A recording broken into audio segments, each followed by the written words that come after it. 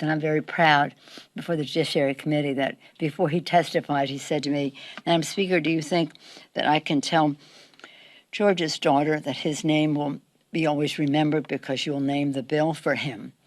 And I said, well, I'll recommend that to the Judiciary Committee and to the Congressional Black Caucus who have shaped the bill. But I only will do that if you tell me that this legislation is worthy of George Kirby's name. And he said it is. And so we're very proud. We're very proud to carry that. That was Nancy Pelosi mistaking George Floyd for George Kirby. Chuck Schumer also recently did something similar. He called George Floyd George Taylor. He got Breonna Taylor and George Floyd mixed up. But this was Nancy Pelosi talking after Democrats rejected a Republican police reform bill. And Republicans are pretty mad about it because they didn't even open the floor for any debate. They just rejected it outright. So that's a big thing going on right now. But that's actually not why I wanted to make the video. I watched 2 documentaries since it's the weekend. If you guys want something really good to watch, I watched 2 of them recently. One documentary is called No Safe Spaces. It's by Adam Carolla and Dennis Prager, and you can get it on nosafespaces.com. It's $20, and they actually did the theatrical release. They were starting to release it in theaters right before the pandemic hit. So they went ahead and released it online right in the middle of the pandemic so people can watch it. But it's really good. It's about sort of the culture that's been happening on college campuses the past few years with a lot of social justice and identity politics and just sort of the whole like feeling and the campus culture.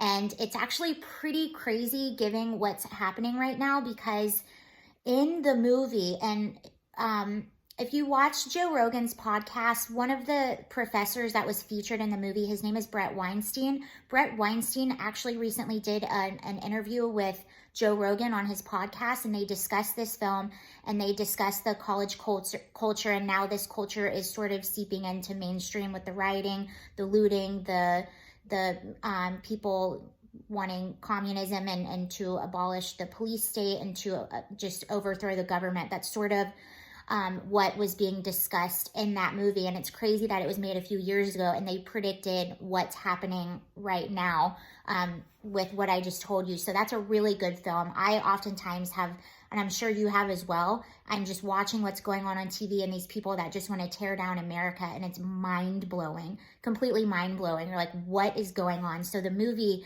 sort of explores how this started on some of the college campuses. It's really, really good. They worked on it for a few years.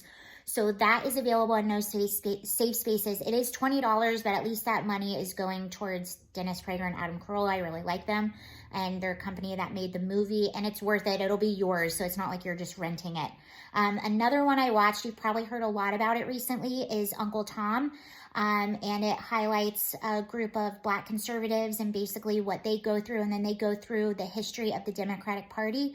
Watching that film, it brought me to tears several times, and there's a lot of misconceptions about the history of the Democratic Party. They are actually the party of they were against the civil rights movement, and I believe they were the party that started the KKK. Like, I know that's really controversial stuff, but you watch the film for yourself and see what you think about it.